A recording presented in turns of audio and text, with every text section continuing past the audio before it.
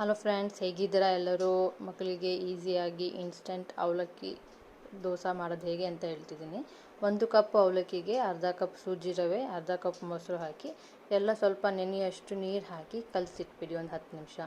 ಇದು ಮಕ್ಕಳಿಗೆ healthy, tasty ಮತ್ತು ತುಂಬ ಒಳ್ಳೆಯದು. ಚೆನ್ನಾಗೂ ಇರುತ್ತೆ, ಸಾಫ್ಟಾಗೂ ಇರುತ್ತೆ. ಮಕ್ಕಳು ಖುಷಿ ಪಡ್ತಾರೆ ತಿಂದರೆ.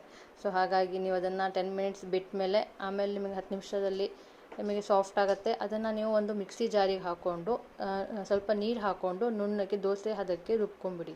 ಆವಾಗ ನಿಮಗೆ ಎಷ್ಟು ತೆಳ್ಳಗೆ ಬೇಕೋ ಅಷ್ಟು ತೆಳ್ಳಗೂ ಬರುತ್ತೆ, ದಪ್ಪ ಬೇಕು ಅಂದರೆ ಸಾಫ್ಟಾಗೂ ಬರುತ್ತೆ, ಬಟ್ ಸಾಫ್ಟಾಗಿರುತ್ತೆ. ನಾನು ಒಂದು 2 ಸ್ಪೂನು ಗೋಧಿ ಹಿಟ್ಟು ಹಾಕ್ಕೊಂಡೆ, ಚೆನ್ನಾಗಿ ಏಳಲಿ, ಅಂಟ್ಕೋಬಾರ್ದು ಅಂತ. ಸೊ ನೀವು ಮೈದಾನೂ ಯೂಸ್ ಮಾಡ್ಬೋದು, ಅಷ್ಟು ಹೆಲ್ತಿ ಅಲ್ವಲ್ಲ ಅಂತ ಯೂಸ್ ಮಾಡಿಲ್ಲ ನಾನು ಮೈದಾ. ಸೊ ಹಾಗಾಗಿ ಮಕ್ಕಳಿಗಲ್ವಾ, ಸೊ ಟೇಸ್ಟಾಗಿ ಬರುತ್ತೆ ಗೋಧಿ ಹಿಟ್ಟು ಅಂತ. ರುಚಿಗೆ ತಕ್ಕಷ್ಟು ಉಪ್ಪು ಹಾಕ್ಕೊಂಡು ನಿಮಗೆ ಎಷ್ಟು ಬೇಕಷ್ಟು ಹದಕ್ಕೆ ಮಾಡ್ಕೊಳ್ಳಿ.